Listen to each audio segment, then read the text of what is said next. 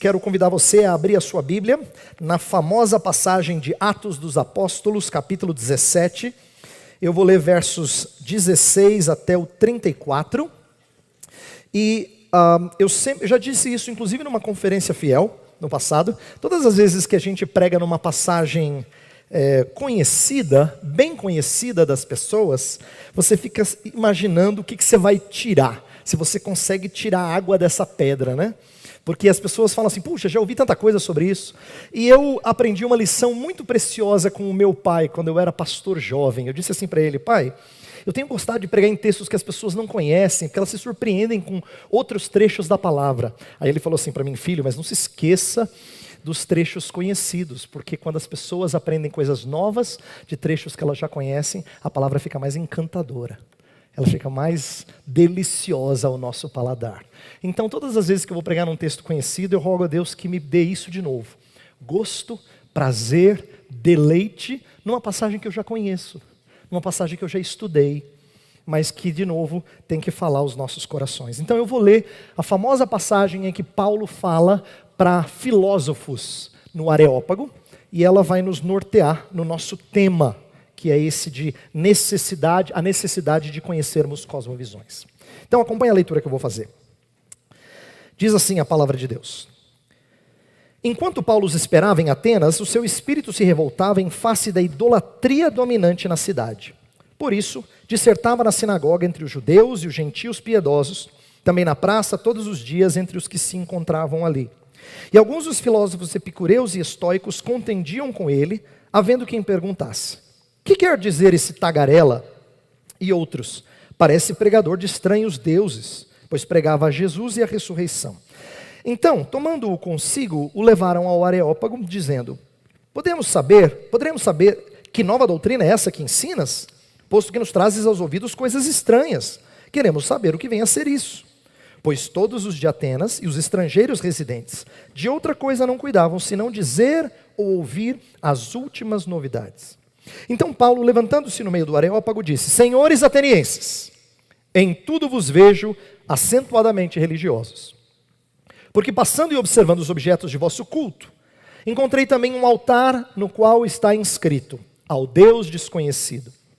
Pois esse que adorais sem conhecer é precisamente aquele que eu vos anuncio.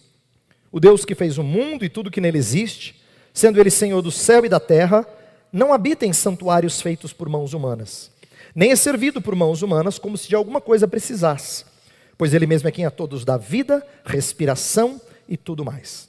De um só fez toda a raça humana para habitar sobre toda a face da terra, havendo fixado os tempos previamente estabelecidos e os limites da sua habitação, para buscarem a Deus, se porventura tateando o possam achar, bem que não está longe de cada um de nós. Pois nele vivemos e nos movemos e existimos, como alguns dos vossos poetas têm dito, porque dele também somos geração. Sendo, pois, geração de Deus, não devemos pensar que a divindade é semelhante ao ouro, à prata ou à pedra, trabalhados pela arte e imaginação do homem. Ora, não levou Deus em conta os tempos da ignorância. Agora, porém, notifica aos homens que todos em toda parte se arrependam. Porquanto estabeleceu um dia em que há de julgar o mundo com justiça, por meio de um varão que destinou e acreditou diante de todos, ressuscitando-o dentre os mortos. Quando ouviram falar de ressurreição de mortos, uns escarneceram, e outros disseram: a respeito disso te ouviremos noutra ocasião. A essa altura, Paulo se retirou do meio deles. Houve, porém, alguns homens que se agregaram a ele e creram. Entre eles estava Dionísio, o Areopagita, uma mulher chamada Dâmaris, e com eles outros mais. Vamos orar mais uma vez? Feche os seus olhos, vamos falar com Deus. Pai, nós somos carentes do Teu Espírito, como cantamos há pouco. Cremos no Senhor, Pai, cremos no Teu Filho e cremos no Espírito que habita no coração daqueles que foram rendidos por Ti e se renderam a Ti. E agora, desejosos de ter nossa mente transformada pelo Evangelho, rogamos que o Teu Espírito dirija essa palavra e atinja o coração dos jovens conforme a necessidade deles. O Senhor conhece a minha necessidade e a necessidade de todos que me ouvem nessa noite. Por isso, o nosso desejo é que o Senhor fale conosco, comigo e com os meus irmãos, e com aqueles que porventura ainda não te conhecem, mas precisam ser apresentados ao Senhor. Que o Senhor se faça presente, vivo e muito claro na pregação desta noite. Nós assim pedimos em nome de Cristo. Amém.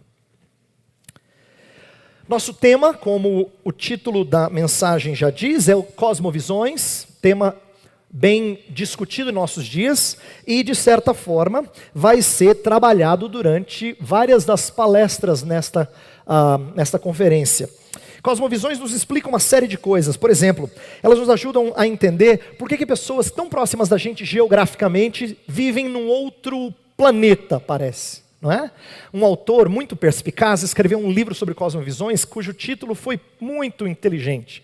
Ele falou sobre o universo ao lado.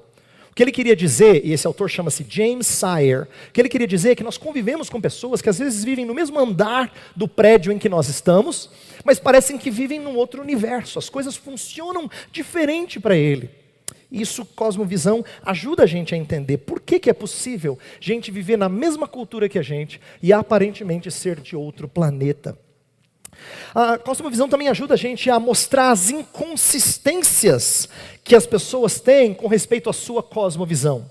Um outro autor muito importante na história desse assunto, Francis Schaeffer, costumava usar uma analogia. Ele falava de tirar o telhado. Ele queria dizer o seguinte, que quando as pessoas são confrontadas com a verdade, não só bíblica, mas com a verdade de Deus estampada em toda a criação, é como se o telhado da casa delas fosse arrancado e a verdade inundasse essa casa. Quando a verdade de Deus fala aos homens, ela os confronta dessa forma, ela os inunda com a verdade divina, com os conceitos que expressam aquilo que Deus fez. Então, cosmovisão ajuda a gente a entender como as pessoas são diferentes de nós, mas também como é que elas podem ser trabalhadas para que sejam conformadas à palavra de Deus. O texto que eu escolhi, Atos 17, eu acho que é um texto fantástico para trabalhar uma série de coisas relacionadas à cosmovisão, por isso que eu escolhi como o primeiro texto dessa conferência, para que a gente meditasse nele, porque esse texto revela uma série de coisas. Por exemplo, ela mostra como diferenças de cosmovisão separam pessoas radicalmente. A gente vai ver aqui no texto gente que é muito diferente daquilo que nós estamos habituados. Também mostra como expor o evangelho às pessoas que pensam de maneira diferente da nossa tem que levar em consideração uma mensagem completa ou holística da cosmovisão cristã. Eu vou tentar mostrar ao longo da mensagem como a gente não anuncia uma mensagem simples, que não tem a sua complexidade. Ela pode ser simples ao ser comunicada, mas ela tem implicações muito complexas. Ela é multifacetada. A cosmovisão cristã, ela traz implicações para várias áreas. Esse texto também ensina para a gente como é que a gente deve se preparar para diferentes reações à mesma mensagem.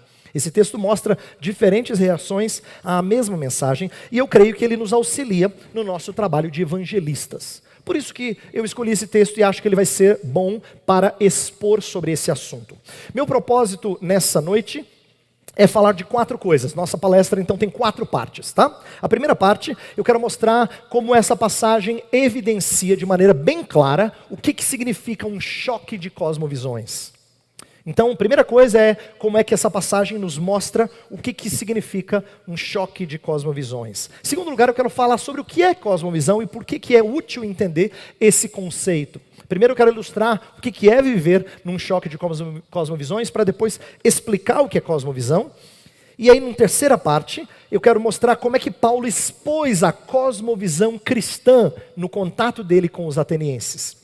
E por último, nossa quarta parte vai ser sobre como nós devemos, seguindo a orientação paulina, como nós devemos comunicar o evangelho a essa cultura pagã. Meu desejo em falar sobre esse assunto é porque nós somos colocados num contexto em que pessoas têm padrões e referenciais muito diferentes do nosso. E às vezes a gente sente que está falando grego. Paulo estava. Era grego que ele falava. né? Mas a gente não fala grego, a gente fala português, e tem que falar de maneira bem clara e de maneira bem contundente, ao mesmo tempo que amorosa. Então meu desejo é que a gente aprenda com esse apóstolo e com a maneira como Deus o conduziu no falar com pessoas que vivem numa cultura tão pagã, ok? Então, primeira parte, vamos ver o choque de cosmovisões. Eu creio que esse texto mostra pra gente como é que Paulo tinha desafios, e nós temos desafios. Por quê? Paulo, embora tenha sido chamado, e ele de fato era o apóstolo para os gentios, Paulo, quando viajava de lugar para lugar, o primeiro lugar que ele procurava sempre eram as sinagogas. As sinagogas eram um ponto de partida, era onde ele começava pregando para gente que estava habituada a ouvir acerca do Deus de Israel, o Deus revelado em Jesus Cristo. Então, ele fez isso nas cidades anteriores à chegada dele em Atenas, e não foi diferente quando ele chegou em Atenas. O verso 17 fala que ele dissertava na sinagoga entre os judeus. Isso ele fazia frequentemente. Por onde ele passava, o primeiro lugar que ele procurava era a sinagoga. Mas ele não fez só isso. Ele também pregou em praça pública. E em Atenas isso era significativo, porque Atenas era uma cidade que gostava de oradores, que gostava de gente que pensa. Eu costumo dizer que Atenas era a universidade da época, era onde ficava a federal. Entendeu? Então assim, se você quer estudar legal, você vai para Atenas. Em Atenas é que tem o pessoal das novidades. É lá que o negócio está bombando. Paulo chegou, começou a falar em praça pública e se deparou com gente que não entendia conceitos os mais básicos, que estranharam elementos básicos da pregação dele. Ao ponto, o texto fala, deles acharem que Paulo pregava deuses estranhos, deuses. E o texto fala, olha lá no versículo 18, e alguns dos filósofos epicureus e estoicos contendiam com ele, havendo quem perguntasse, o que quer dizer esse tagarela? E outros, parece pregador de estranhos deuses, pois pregava Jesus e a ressurreição. A palavra grega para ressurreição é anastasis. O conceito de ressurreição era tão estranho para eles, que eles achavam que Anastasis era uma mulher, que Jesus era o Deus homem, e a Anastácia, a deusa mulher. É como se Paulo estivesse pregando Jesus e Anastácia. Quem já ouviu falar da Anastácia? Não. Então assim, o universo no qual Paulo entra é tão estranho, que ele tem que traduzir até coisas que ele estava habituado a partir do pressuposto que as pessoas entendiam. Então você chega aqui e fala assim, Jesus morreu na cruz para te salvar. Você fala, ok, eu entendo todos os conceitos que você falou. Mas imagina chegar num lugar em que morrer, cruz, salvar não estejam tão claros. É assim que Paulo estava, num contexto em que, primeiro num paradigma politeísta, sem qualquer instrução judaica, para o qual o conceito de ressurreição era completamente alienígena para eles. Para vocês terem uma noção de quão diferente era a cosmovisão deles, eu quero explicar um pouquinho do que os estoicos e os epicureus criam. Olha como eram cosmovisões distintas entre elas e distintas daquilo que Paulo estava apresentando. Alguns exemplos. Os estoicos criam num mundo que era governado por uma força impessoal. Então os estoicos falavam muito daquilo que eles chamavam de providência, mas não de um Deus providente. Providência era uma força que não tem personalidade, mas que sustenta todas as coisas. Eles acreditavam, eles eram fatalistas, eles acreditavam que tudo já estava destinado de antemão, de tal forma que você simplesmente trilhava o curso que estava separado para você. Não tinham escolhas, não tinha responsabilização à luz das escolhas. Tinha só destino. Eles também acreditavam que em meio aos sofrimentos desse mundo, você tinha que praticar o domínio próprio. É por isso que algumas pessoas, quando querem falar de alguém que é assim, parece que o cara é impassível, que ele não se abala, você fala, fulano é estoico. Porque os estoicos eram aqueles meio gélidos assim, meio frios, apáticos à luz do sofrimento que lhes cercava. Eles entendiam que eles não tinham que ter um contentamento baseado em conforto externo. Pelo contrário, viviam vidas privadas de muita coisa, mas praticando virtudes. Para eles, a boa vida era a prática de virtudes. Eles entendiam que a história era cíclica e não tinha um propósito final. Pelo contrário, quando havia morte, a alma se voltava para Deus e começava tudo de novo. Uma cosmovisão bem diferente do cristianismo. Mas olha que curioso, na mesma cidade tinha um outro grupo chamado os epicureus, que pensavam muito diferente dos estoicos. Os epicureus, eles entendiam que o mundo, eles criam em deuses pessoais, mas para eles o mundo funcionava de forma mecânica. Isto é, os deuses não ficavam interferindo nesse mundo. O mundo era desse jeito, era aquele grande relógio que havia sido dado a corda, ele funcionava. Mas para eles não era um mundo que foi criado por esses deuses. Para eles o mundo era eterno, sempre foi do jeito que era. Eles não criam em vida futura, pelo contrário, para eles morte trazia extinção. Morreu, puf, acabou. Então você não tinha nada para pensar depois, você tem que curtir a vida aqui. Por isso que os epicureus eram conhecidos como pessoas que buscavam prazeres, eles eram hedonistas. A vida atrás de prazeres é porque não havia nada além dessa vida. Você tinha que superar as dificuldades desse mundo buscando as coisas boas da vida. Viver e não ter a vergonha de ser feliz. Já ouviu essa? Eles eram hedonistas, tá? Os deuses não tinham participação nesse mundo, e por isso que eles nunca buscavam a Deus com petições, com orações, e nem tinham responsabilidade para com os deuses. Então pensa assim, são dois grupos bem diferentes do apóstolo Paulo. Então nós temos ali Paulo pregando para gente distinta. Todas as vezes que eu penso num auditório muito distinto, bate um medo em quem prega, em quem ensina, como eu. Você fala assim, como é que eu vou atingir pessoas tão diferentes? Quando você vai ensinar para pessoas que estão em níveis de educação diferentes, em níveis de vida cristã diferentes, às vezes a gente fica meio temeroso, como é que eu vou atingi-los? E no entanto, o que me surpreende nessa passagem é que o apóstolo Paulo vai nos ensinar que a postura dele é que a diversidade de modelos ou de cosmovisões não devia nos apavorar. Porque fundamentalmente todo mundo é bem parecido. Jesus Cristo nos ensina que quem não é com Ele ou a favor dEle, é contra Ele. Ele disse assim, quem comigo não ajunta, espalha. Então, no fundo, as cosmovisões, elas se fundem em dois tipos.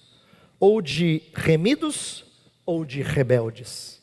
Ou você está no primeiro grupo, ou você está no segundo. É por isso que o apóstolo Paulo prega a mesma mensagem a grupos distintos. A mesma mensagem. Isso me encoraja para que a gente não tenha aquela impressão de que você tem que ter conhecimento especialíssimo de uma determinada cosmovisão para você conseguir combatê-la. É claro que é útil, mas não é verdade que você fala assim, não estou preparado para pregar para mormons. Não estou preparado para pregar para testemunhas de Jeová. Não estou preparado para pregar para ateus. Eu consigo pregar para esse grupo aqui, para desigrejados eu estou conseguindo, mas para... Não é verdade. A verdade é que o mesmo evangelho confronta pessoas em áreas diferentes da sua vida, em momentos diferentes da sua vida, e também com mentalidades diferentes sobre a vida, porque no fundo, elas têm as mesmas necessidades que o evangelho supre. As mesmas necessidades. Embora os epicureus e estoicos fossem filosofias rivais em Atenas, eles tinham semelhanças. Vou dar exemplos, semelhanças. Os dois criam que a vida que extrapola as dificuldades, eles criam numa vida que extrapola as dificuldades e os temores da vida. Os estoicos acreditavam em apatia, os epicureus em prazeres, mas os dois queriam se libertar das dificuldades dessa vida. Os dois procuram salvação. Por isso que a mensagem do evangelho fazia sentido para eles.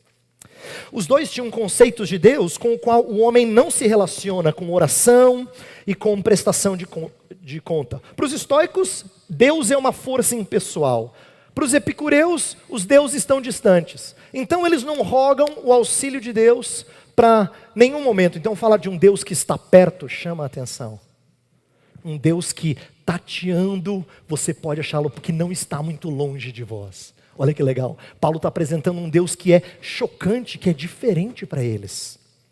Eles também não viam um propósito no universo e não criam em vida após a morte. Por isso que rejeitaram a ressurreição. E a gente vai ver mais adiante, e é por isso que o evangelho acaba confrontando, chocando. Então, eu estou, ao fazer essa comparação e mostrar a igualdade deles, só estou querendo encorajar você a perceber que, embora as cosmovisões sejam muito distintas em alguns aspectos, no fundo, Deus fez as pessoas com necessidades bem semelhantes. E a gente pode pregar o mesmo evangelho a essas pessoas distintas. Então eu não estou aqui para falar de cosmovisões, no sentido de que você tem que saber tudo de cada grupo para quem você prega. Não, é bom que você conheça o espírito do tempo presente, e a gente vai falar disso aqui. É bom que você conheça o que está dominando a cabeça das pessoas, o que as pessoas curtem, o que elas amam, o que elas adoram. É bom, é muito bom. Vai ser muito útil, e eu quero tentar mostrar isso. Mas não é verdade que a gente não está preparado para pregar para determinado grupo de pessoas. O mesmo evangelho vale para qualquer pessoa perdida, cujo coração é rebelde para com o Criador. Agora eu quero falar um pouquinho sobre o que é cosmovisão. Já falei tanto de cosmovisão, de diferentes ideias. O que é cosmovisão e por que é importante a gente entender esse termo? Quando eu pensei, preparava essa mensagem, eu falei assim, puxa vida, eu não quero ler uma definição de cosmovisão. Então eu achei que a melhor maneira de explicar isso é apresentar 3 aspectos, 3 ângulos diferentes do que é cosmovisão, para tentar te ajudar a se familiarizar com um conceito que talvez é novo para você ou superficial. Não estou dizendo que todo mundo que está aqui não entende do assunto, não é isso. É que cosmovisão se tornou uma daquelas palavras comuns que a gente usa sem perceber um pouco da profundidade dela. Às vezes tem palavra que entra na moda. Há uns anos atrás, quando vocês eram pequenininhos, a palavra da moda era globalização. Você falou globalização. Depois virou assim, sustentabilidade. Tudo é sustentabilidade, né? Então tem palavras na moda. Cosmovisão é uma dessas. Está na moda, todo mundo gosta de usar. Mas às vezes ela não é compreendida na sua profundidade. Então eu quero te ajudar. O que eu vou dizer não é profundo, não é extenso, mas eu espero que seja certeiro. Eu quero falar de 3 aspectos de cosmovisão. Um primeiro, interpretativo. Um aspecto interpretativo. Depois eu vou falar do aspecto fundamental. E por último, quero falar do aspecto interligado. Então eu vou repetir as 3 palavras-chave. Primeiro, um aspecto interpretativo, depois um aspecto fundamental, e em terceiro, um aspecto interligado. Deixa eu explicar o que eu quero dizer por isso. Por aspecto interpretativo, a gente lembra de uma analogia muito usada para falar de cosmovisão, que tem a ver com visão, óbvio. Falar que cosmovisão é como se fosse a lente com a qual a gente enxerga o mundo. E como nós temos lentes diferentes, nós vemos o mundo segundo as cores da nossa lente. É por isso que pessoas podem descrever um mesmo fato, um mesmo evento, um mesmo movimento social de maneira distinta. Pega os problemas sociais do nosso país. Enquanto algumas pessoas estão dizendo uma coisa, outras estão dizendo outra coisa diametralmente oposta. Você fala, que universo você vive? Não é? A gente não pensa assim? Por quê? Porque ele tem lentes diferentes. Ele enxerga de maneira diferente de você. Porque cosmovisão tem a ver com a maneira como a gente interpreta o mundo. E todo mundo as tem. Ninguém narra um fato puramente ou de forma neutra, né? Puramente verdadeiro. Todo mundo narra um fato segundo a sua cosmovisão, a maneira como ele enxerga a vida. Isso não quer dizer que tudo é subjetivo. É por isso que nós nos voltamos para esse livro, para que a gente enxergue a vida do jeito que ela é. Porque quem nos diz como ela é não são os nossos olhos, são os olhos do Criador. Tá? Mas é verdade que quando a gente olha para a vida, a gente olha com lentes diferentes. No nosso texto, tem 2 exemplos interessantes desse aspecto interpretativo. Olha como é que começa o texto, no verso 16. Enquanto Paulo os esperava em Atenas, o seu espírito se revoltava em face da idolatria dominante na cidade. Sabe o que eu acho impressionante disso? É porque, estudando alguns comentaristas, eles falavam assim falam que em Atenas, na época de Paulo, essa cidade era muito bela, cheia de prédios cívicos, com estátuas, com muita arte. Era um lugar onde você queria tirar um monte de foto e postar. Era um lugar que você ia ficar assim no Instagram, no Face, o tempo todo, dizendo, pessoal, eu estou em Atenas, é um lugar mais lindo que o outro. O interessante é que Paulo chega nesse lugar e ao invés de postar beleza, ele posta idolatria. Aí você fala, não é possível. Atenas, você já foi em Atenas, Paulo? Sim, estou aqui. Não é bonito, Paulo? Idolatria. Paulo, alguém já te deu aula assim de arte, história da arte? Sabe o que é interessante? Se fosse Pedro, a gente diria assim, mas era um topeira mesmo, né? Se fosse Pedro, assim, tinha que ser pescador sem educação, não é possível. Mas não era. Era Paulo. Ele tinha ido também para a universidade, ele tinha estudado, ele era um cara culto. Mas por que ele enxerga a cidade e não consegue ver só beleza? Não estou dizendo que Paulo não apreciava beleza. Ele entende que o Deus dele cria beleza, mas ele enxerga idolatria por trás da beleza, por causa das lentes que ele usa. Um outro exemplo no nosso texto são os filósofos, que estavam interessados em Paulo, e eles queriam saber. Paulo assim começou a pregar umas coisas assim, nossa, que diferente, fala um pouquinho mais pra gente. Você fala, nossa, esse pessoal vai pra igreja, vai batizar isso aí, com certeza. Vai nada. Quais são as lentes deles? As lentes deles são de pessoas que gostam das novidades. Então você fala para esse tipo de pessoa, ele fala assim, nossa, muito interessante, gostei do seu ponto de vista. Muito curioso. Eu acho que a gente deveria ver um pouquinho mais sobre isso. Eles são gente que gosta da novidade. Para eles são pensadores do último livro que leram. Entendeu? Eles gostam de abafar com a última coisa que eles leram. Eles gostam das novidades. Inclusive, eles são aquele tipo de gente que fala assim para você não soube o que aconteceu no Japão? Não.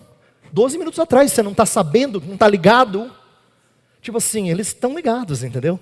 Eles conhecem todas as novidades, mas por que para eles isso é importante? Por causa da lente deles. Para eles, tudo que é inovador é bom. Tudo que é diferente é bom. A lente deles faz com que eles se interessem num primeiro momento por Paulo, por causa do amor por inovações. Tudo que eles faziam, diz o texto, eles não faziam outra coisa senão ouvir as últimas novidades. Isso é o aspecto interpretativo de cosmovisão. Mas vamos para um outro aspecto aqui, o aspecto fundamental. Por fundamental, eu quero dizer que cosmovisão é algo que não é só uma maneira de interpretar a vida. É que o que leva a gente a interpretar a vida desse jeito está no mais profundo do nosso ser. É o chão onde a gente pisa. É o fundamento da nossa casa. Inclusive, eu gosto de usar essa ilustração. Eu costumo dizer que, quando eu falo do aspecto fundamental, eu estou me referindo aos fundamentos da casa. Religiosidade, para muita gente no Brasil, parece um quartinho dos fundos da casa. Sabe quando a pessoa fala para você assim, então, eu sou católico e você é evangélico? Ah, então, ele está querendo dizer assim que religião para ele é importante. Mas o que ele quer dizer por isso? Ele quer dizer assim que tem um quartinho da casa reservado só para religião. Todo domingo ele vai lá, presta culto dele, depois ele fecha. E volta para o resto da casa. O que a religião dele revela? No caso aí, a religião formal. Que ir para a igreja naquele momento, seja no sábado, naquele domingo, é um ritual importante que ele preza, porque ele ensinou, ele aprendeu isso da avó, do vô, da mãe, do pai, mas não mexe com o resto da vida dele. Quando eu digo que para muitos religião é o quartinho dos fundos, é porque ele acha que ele vai convencer você ao dizer que ele separa um cômodo da casa só para religião. Se você fala de religião, ele fala super importante. Nossa, eu acho que na vida a gente tem que cuidar da parte intelectual, parte física, parte espiritual. Você fala assim, nossa, essa pessoa é super espiritual. Não é. Não do jeito que você pensa. Por quê? Porque a religião formal dele está no quartinho dos fundos. Ele fecha no domingo e depois não afeta o resto do dia a dia dele. Na segunda, na terça, na quarta, na quinta, na sexta, no sábado, aquele quartinho não mexe na vida dele. Sabe o que eu aprendi? O que está no quartinho não é a religião dele. A religião dele é o que está debaixo da terra. A religião verdadeira dele, aquilo no qual ele acredita, é o que sustenta a casa. Por quê? Porque se acontece alguma coisa e o quarto fica bagunçado, ele fala, não, mas eu vou arrumar, vou fazer uma faxina na próxima semana, e não afeta o resto da casa. Cosmovisão afeta toda a casa, porque ela é fundamental. Cosmovisão é aquilo que você se baseia nisso para viver. Aquilo que você se apega, aquilo pelo qual você vive ou morre. Essa é a religião da pessoa. Essa é a sua religião. Aquilo que te causa alegria, aquilo que você anseia ter, aquilo que quando você não tem, você fica frustrado. Essa é a sua religião. Não é necessariamente o lugar para onde você vai no domingo. Não necessariamente. É o que está debaixo da terra, porque cosmovisão é fundamental. É o que tem sede no coração. A Bíblia usa essa palavra, coração, para falar de algo que é muito profundo no nosso ser. A gente expressa o que está no coração. Onde o coração está, ali está o nosso tesouro, disse Jesus. E o que provém do coração revela as sujeiras do nosso interior. Jesus ensinou para os fariseus. Então, quando eu falo coração, entenda que não tem a ver com sentimentos somente. O texto-chave dessa conferência, que o Vinícius leu há pouco, fala de renovação da mente. Mas Paulo não quer dizer apenas uma renovação intelectual. Ele estava usando uma palavra que se comunicava muito bem aos romanos. Mas um judeu diria renovação do coração. E ele não está falando só de sentimentos. Ele está falando do todo da vida. É por isso que quando Jesus fala de amar a Deus, ele fala com todo o teu coração, com toda a tua alma, com todo o teu entendimento, com todas as tuas forças. Jesus não está falando de partes do ser humano. Ele está usando analogias diferentes para falar do todo do ser humano. É assim que a gente ama a Deus. E é assim que cosmovisão norteia a nossa vida. Ela é fundamental. Por ela ser fundamental, é muito difícil de mudar. É por isso que você conversa com pessoas e você fala assim, pastor, o cara é surdo, não é possível. Eu já falei de Jesus, ele vem e chora, tá? Converso com ele, fala, cara, você precisa mudar a sua vida. Ele fala, eu sei, mano. Mas não muda, pastor. O que acontece com ele? Cara, é difícil mudar. Porque a mudança é na raiz. E na raiz é muito difícil. A machadada lá dói muito. Mudança de cosmovisão é radical, ela está na raiz, porque tem a ver com o coração. E se é radical é difícil e frequentemente ela é lenta. Você não conhece pessoas que vieram a Cristo, estão na igreja, mas ainda tem um jeito pagão de pensar? Você fala, mas o cara já batizou. É lógico, mano. Ele ainda é um cara que está sendo trabalhado, a cosmovisão leva um tempo para mudar. É assim mesmo, porque ela está enraizada no coração. E se ela está no coração, então ela determina a forma como a gente vive. Eu costumo dizer que cosmovisão não tem tanto a ver com o que eu falo, tem a ver com a maneira como eu ando. Com isso eu não estou dizendo que o que eu falo não é importante. É que muitas vezes o meu andar é inconsistente com o meu falar.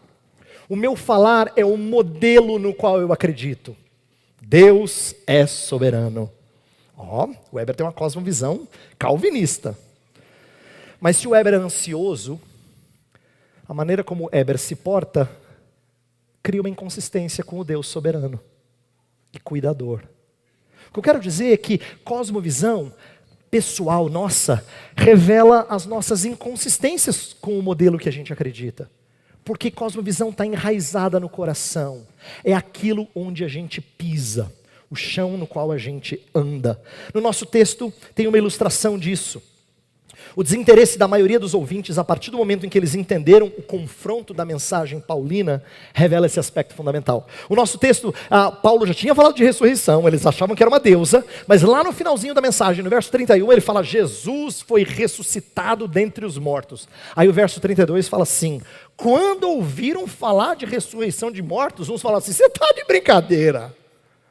Uns escarneceram. Não, você está de brincadeira comigo. Você trouxe esse cara para o Areópago. Cara, vem só cara famoso aqui. O cara fala de ressurreição de mortos. Foi chocante. Estava interessante até o momento em que a mensagem foi confrontadora. E quando mexe na nossa cosmovisão, isso nos incomoda. Porque cosmovisão é fundamental, é o chão da nossa vida. Terceiro ponto é que cosmovisão é interligado. O que é isso? Significa que cosmovisão funciona como uma estrutura, um sistema. Ele funciona de maneira conectada. Se não está conectado, dá curto-circuito. Inclusive eu gosto dessa analogia. Eu costumo dizer que cosmovisão funciona como uma rede de pescar, ou um circuito elétrico. Ele funciona quando as coisas estão ligadinhas. Se você rasga a rede, ela não funciona. Ela não é boa se ela tem assim 90% dela costuradinha. Não funciona. Se ela tem um rasgo que equivale a 10% do seu tamanho, ela não funciona para aquilo que ela serve. Mesma coisa com um circuito elétrico. Ele precisa estar todinho funcionando. Essa ideia de sistema, de estrutura, faz com que a gente não consiga conviver com inconsistências. Todas as vezes que a nossa vida se mostra inconsistente, a gente tem que reagir de uma de três formas. Só existem essas três opções e eu quero explicá-las com cuidado. Primeiro a gente tem que rejeitar aquilo que confronta a nossa cosmovisão. Por exemplo, se alguém fala assim, Deus não existe, porque olha quanto sofrimento tem no mundo. Você fala assim, esse argumento não está certo, porque você não quer abrir mão da existência de Deus. A mesma coisa acontece quando você vai evangelizar alguém que é ateu e ele fala assim, não, tem nada a ver isso que você disse. Porque quando a gente rejeita aquilo que confronta a nossa cosmovisão, a gente normalmente procura furo no argumento do outro. Essa é a primeira reação. A gente rejeita aquilo que confronta a nossa cosmovisão. A segunda reação, a gente dicotomiza. A gente aceita uma verdade para uma parte da vida e outra verdade para outra parte da vida. É por isso que às vezes a gente consegue acreditar em coisas tão estranhas, contanto que a gente diga, isso aqui é profissional, isso aqui é a parte espiritual. Espiritual isso quer dizer, isso aqui é a parte da igreja, que o pastor me ensina. Agora lá na universidade ou lá no meu trabalho que funciona isso aqui. Então essa é uma reação que alguns têm, inclusive alguns crentes. Ele compartimentaliza as verdades na sua vida. Ou terceira reação, a gente muda a nossa cosmovisão. Quando a gente muda a nossa cosmovisão, a gente tem que reestruturar o nosso sistema de crenças e valores. E isso acontece no nosso texto.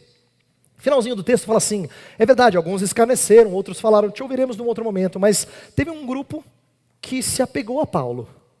Inclusive, um cara que era Areopagita, um dos grandes lá. Esse que estava lá, Dionísio, além de uma mulher chamada Dâmaris, que deve ser famosa, porque ela é citada pelo nome, e muitos outros, é a maneira de Lucas, que está escrevendo o livro de Atos, narrar que teve gente que mudou a cosmovisão. Eles entenderam a machadada na raiz. E como o que Paulo expôs fez sentido, mostrou a inconsistência da cosmovisão deles, eles foram mudados. Eles tiveram uma mudança de visão. Então, cosmovisão tem a ver com isso, tem a ver com aquilo que é interpretativo, fundamental e interligado. Agora vamos para a terceira parte. Como é que Paulo expôs a cosmovisão cristã? Eu quero ver se eu ando um pouquinho mais rápido agora. Quero falar de 3 coisas que Paulo fez ao expor a cosmovisão cristã. E a gente tem que aprender com ele nisso. Primeira coisa que Paulo fez, ele apresentou o Deus verdadeiro. Por quê? Porque cosmovisão sempre, choque de cosmovisões, sempre exige que você apresente as coisas tendo a Deus como referência de tudo.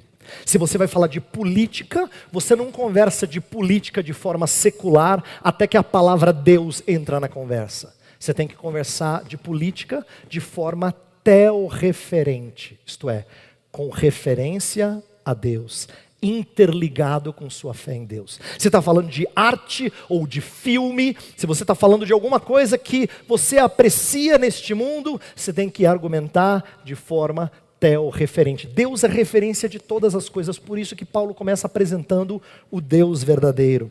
Ele introduz o Deus desconhecido. A passagem diz lá no verso 23, que ele passando e observando os objetos do culto, viu um altar ao Deus desconhecido. Ele fala, pois é isso aí que eu vou apresentar para vocês. Vou apresentar para vocês o Deus que vocês não conhecem. E o que ele fala desse Deus? Várias coisas. Olha como elas são ricas. Primeira coisa, fala que esse Deus é criador. Verso 24 fala, o Deus que fez o mundo e tudo que nele existe. Ele é a origem de todas as coisas. Depois ele fala que esse Deus é Senhor. Versículo 24 ainda, ele é Senhor do céu e da terra. E se ele é Senhor do céu e da terra, ele não habita em santuário feitos por mãos humanas. Quer dizer, ele tem domínio sobre este mundo. Ele não só criou esse mundo e ele não deixa a coisa rolar solta. Ele tem controle, domínio desse mundo. Depois no versículo 25 ele vai falar que ele é sustentador desse mundo. Esse Deus não é servido por mãos humanas, como se precisasse de alguma coisa, mas ele dá vida, respiração e tudo mais às pessoas. É ele quem sustenta as pessoas. Então, esse Deus é a origem de tudo, ele tem domínio sobre tudo e ele tem poder. Isso fascinava alguns deles, porque eles entendiam de poder, eles tinham interesse por poder. Depois ele fala que esse Deus não é distante, pelo contrário, e ele também não deixa os homens sem prestar conta, porque ele é um legislador. Olha o versículo 26. De um só fez toda a raça humana para habitar sobre a face da terra, havendo fixado os tempos previamente estabelecidos, e os limites da sua habitação. A ideia é que Deus estabelece ordem, regras. Ele estabelece ordem para o funcionamento físico desse mundo e para o funcionamento moral desse mundo. Ele é um legislador, ele tem governo sobre tudo. E por último, ele apresenta esse Deus como sendo salvador. Nos versículos 30 e 31 fala que Deus não leva em conta os tempos de ignorância, pede aos homens que se arrependem, porque ele quer salvar. apresenta um Deus salvador. E aqui é que a gente percebe como Paulo está se contrapondo a tudo que ele sabia dos epicureus, os estoicos. Porque enquanto eles procuravam salvação em suas atitudes nobres, alguns apáticos, outros buscando prazeres, aqui Paulo fala, não, salvação está fora de você, não dentro de você. Enquanto uns procuravam virtude e outros procuravam deleite, Paulo disse, vocês estão perdidos, vocês têm que procurar alguém, não alguma coisa. E ele apresenta a Deus como Salvador. Nisso ele está então, primeiro introduzindo quem é Deus. Mas em segundo lugar, ele vai falar sobre o homem. Esse é o segundo aspecto da sua apresentação. Você tem que entender o ser humano à luz de quem é Deus. Esse sempre é um movimento importante para a gente fazer. Apresentar Deus para que o homem fique mais claro, mais compreendido à luz desse Deus. E é isso que ele faz aqui. Paulo tem empatia em relação a esses homens, mas não simpatia pela idolatria deles. É interessante isso. Por quê? Porque ele se identifica com algumas coisas, ele não está tirando sarro quando ele fala, em tudo vos vejo acentuadamente religiosos, versículo 22. Ele não está dizendo assim, vejo que vocês são religiosos, mas eu vou quebrar vocês agora. Não é assim que Paulo está argumentando. Na verdade, ele faz conexão com eles, ele acha um ponto de contato. E não existe ponto de contato mais precioso do que o fato de seres humanos serem inerentemente religiosos. Essa é uma das coisas mais fascinantes que eu aprendi com Cosmovisão Reformada. É que a gente entende que ser um religioso não é coisa de quem vai em igreja. Não é verdade. Porque tem muitas pessoas que não vão às igrejas e, no entanto, aderem a algumas religiões. Ser religioso não tem nem a ver com acreditar num Deus sobrenatural, porque tem muitas religiões que acreditam que Deus não é sobrenatural. Deus está engajado na natureza, Ele permeia toda a natureza. Então, ser religioso não tem a ver com ir para a igreja, nem crer no sobrenatural. Ser religioso tem a ver com ligar-se a algo que dá sentido à sua vida. E é nesse sentido que todo mundo é inerentemente religioso. Como é importante a gente saber disso. Que todas as vezes que a gente mexe na religião verdadeira de alguém, se apertou um botãozinho que incomoda. Quando você mexe naquilo que é precioso para essa pessoa, você mexeu onde incomoda. É que você apertou o botão, você mexeu onde dói. Você achou a religiosidade deles. Paulo está fazendo uma conexão aqui, ele os confronta. E sabe como é que Paulo faz isso? Eu acho extraordinário. Porque Paulo pegou na ignorância. Imagina chegar para os atenienses que sabiam de todas as novidades e falar para eles assim, então, tem coisa que vocês não estão sabendo aí. Sabe esse Deus desconhecido que vocês acham que ninguém sabe? Pois eu que sei. Você imagina assim o orgulho deles? Isso me lembra o pastor John MacArthur, uns anos atrás, chegando na Conferência Fiel, ele falou na conferência de pastores e líderes na década de 90, e ele disse que uma vez ele foi convidado para falar na Universidade da Califórnia sobre a visão cristã de sexualidade. E ele diz assim, pronto, vou lá para apanhar. Já sei que a perspectiva cristã de sexualidade não é popular. Então ele teve a seguinte estratégia, ele disse, gente, eu vim aqui falar de mais coisas, não vim falar só de sexualidade, mas eu queria falar para vocês sobre por que tem violência nesse mundo, por que existem drogas, por que tem guerras, por que as pessoas são egocêntricas, por que elas não são altruístas, por que as pessoas parecem que não têm caridade uns para com os outros. Eu quero falar de tudo isso para vocês, mas o problema é que vocês não vão entender. Departamento de Filosofia da Universidade da Califórnia. O problema é que vocês não vão entender. Aí você imagina os olhos deles, né? Esbugalhados, dizendo, quem é esse pastor metidinho? A besta, achando que a gente não vai entender o que ele vai falar. Aí um levantou a mão e falou assim, por que o senhor acha que a gente não vai entender? Ele falou, era a pergunta que eu estava esperando. É porque para entender aquilo que eu vou falar, você tem que conhecer Jesus. E aí, em vez de começar falando sobre sexualidade, ele apresentou a Jesus Cristo para que a sexualidade fizesse sentido à luz de Cristo. O que o MacArthur fez é parecido com o que eu vejo aqui o apóstolo Paulo fazendo. Ele pegou onde dói, ele disse assim, então, vocês são ignorantes com respeito a algumas coisas. Ele está confrontando a ignorância deles, e isso na verdade é o pecado deles. Mas não pense que ele está só provocando, ele foi zeloso para mostrar aquilo que era pecaminoso neles. Terceiro lugar, terceira coisa que Paulo faz na apresentação da cosmovisão, e esse que eu acho fascinante, é que Paulo não apresenta uma série de conceitos. Às vezes a gente lê o texto assim, Parece que Paulo está apresentando uma série de contextos. Deus é assim, Deus é soberano, Deus é poderoso, Deus pode todas as coisas, Ele sabe todas as coisas, Deus conhece todas as coisas, o homem é pecador. Ele não está só falando conceitos, ele não está só trazendo axiomas ou proposições. Paulo está contando uma história. Está contando uma história. Ele começa com Deus que criou tudo, sustenta tudo, tudo mais. Criou o homem, de um só fez toda a raça humana. Mas o que aconteceu? A raça humana caiu. Olha só, versículos 24 a 28, Paulo apresenta a criação, ele explica a criação. Mas no versículo 29, ele entra no pecado deles. Sendo por geração de Deus, não devemos pensar que a divindade é semelhante ao ouro, a prata, a pedra, trabalhados pela arte e imaginação do homem. Ele está mostrando que a idolatria deles, ele está confrontando a idolatria. E ao confrontar a idolatria, ele está apresentando a queda. Depois de apresentar a queda, o pecado do homem, no versículo 30 ele fala: ora, não levou Deus em conta os tempos da ignorância. Agora, porém, notifica aos homens que todos em toda parte se arrependam. Ele está apresentando a redenção em Jesus.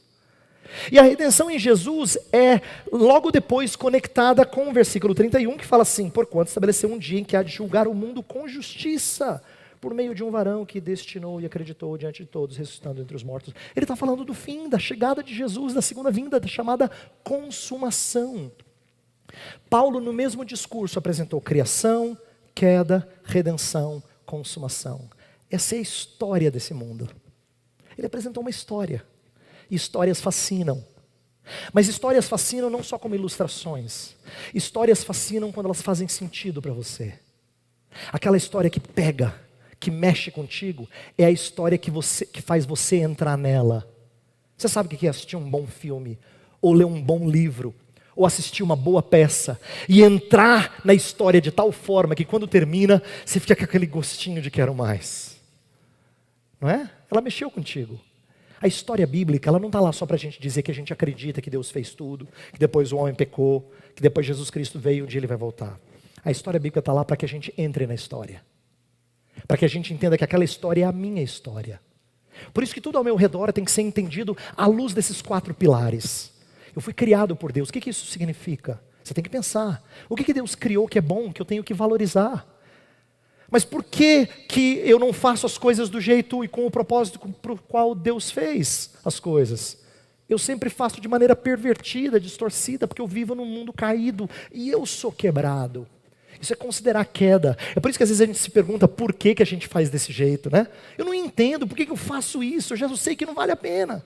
Mas é isso que a queda faz. Queda cria gente inconsistente. A criação é tão bela e preciosa para ser apreciada e alimentada, mas a gente deturpa as coisas e vive de forma incoerente. Mas ao mesmo tempo que eu vivo num mundo quebrado, não é um mundo sem esperança. Eu vivo à luz da redenção de Jesus. Não da redenção que só virá, mas da redenção que já veio. É por isso que Paulo fala coisas que o mundo não entende. Ele está sofrendo horrores e ele fala: somos mais que vencedores. Porque ele enxerga com outras lentes. Ele enxerga a redenção. Ele percebe que ele vai para os lugares e as pessoas não ouvem o evangelho. E muitos escarnecem, muitos dizem: te ouviremos num outro momento. Mas alguns se apegam a ele. E ele entende a vitória e o avanço do reino. Por causa do que Cristo já fez. Ele vive à luz da redenção. E quem vive à luz da redenção aguarda a consumação de todas as coisas. Sabe que isso aqui não é o fim da linha. É por isso que a gente não vive pelas coisas daqui. É por isso que a gente sabe que os prazeres dessa vida são transitórios.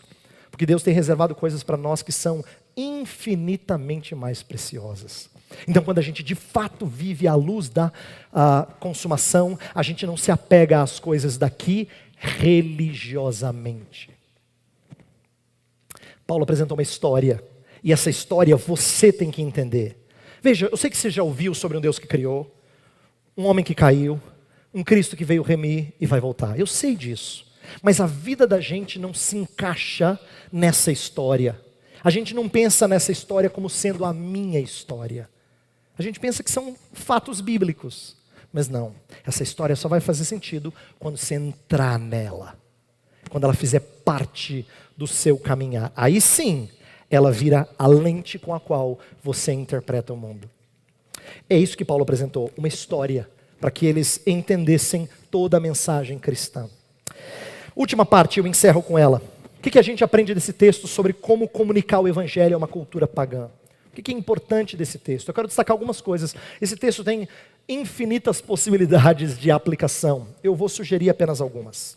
Eu quero primeiro que a gente pense na importância de nós termos uma mente crítica em relação à cultura. Uma mente crítica em relação à cultura. Com isso eu quero dizer que nós temos que ter filtro. Crítica não é só negativo.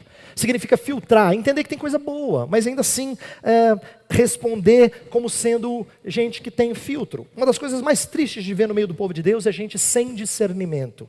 É gente que gosta de uma boa pregação, que se deleita, que termina a conferência e ele fala assim, muito bom, hein, pregador, joia. Mas depois vai lá comer porcaria. Isso é semelhante a gente ter um filé caprichado, uma salada gostosa, um arroz e feijão assim no ponto, um prato favorito para você, e depois você pegar a comida no lixo. É isso que a gente faz, espiritualmente falando. Quando a gente não tem discernimento, a gente está comendo de fontes completamente opostas. Em relação à cultura, a gente tem que aprender a ter filtro. Ter filtro significa não ser crédulo demais, nem cético. Quando eu falo crédulo é que a gente bebe qualquer coisa. Cético é tudo é ruim. Não é? Não é verdade. A gente não age bem. Quando a gente olha para a diversão, para a arte, para a educação ao nosso redor, para as profissões, a gente não pode pensar que elas são neutras. Elas não são neutras, elas sempre são praticadas por pessoas que ou fazem o que é agradável a Deus ou não. Mas você tem que aprender a discernir o que é agradável e o que não é.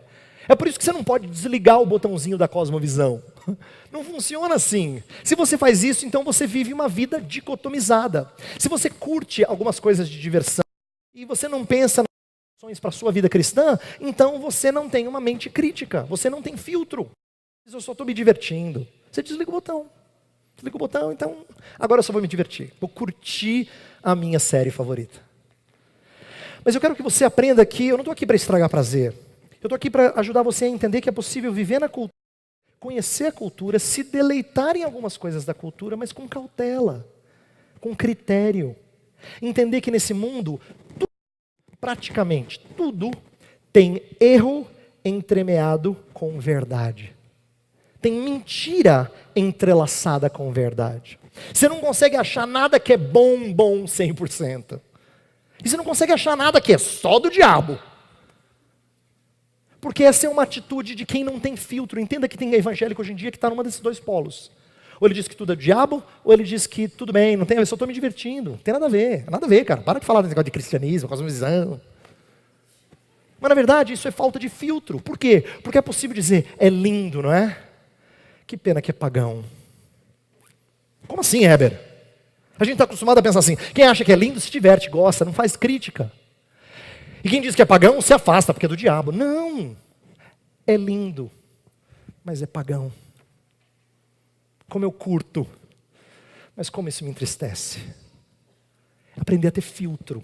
É isso que Paulo faz quando ele vai para Atenas e enxerga idolatria. Como eu disse, Paulo não é alguém não culto, não estudado, mas ele tem filtro.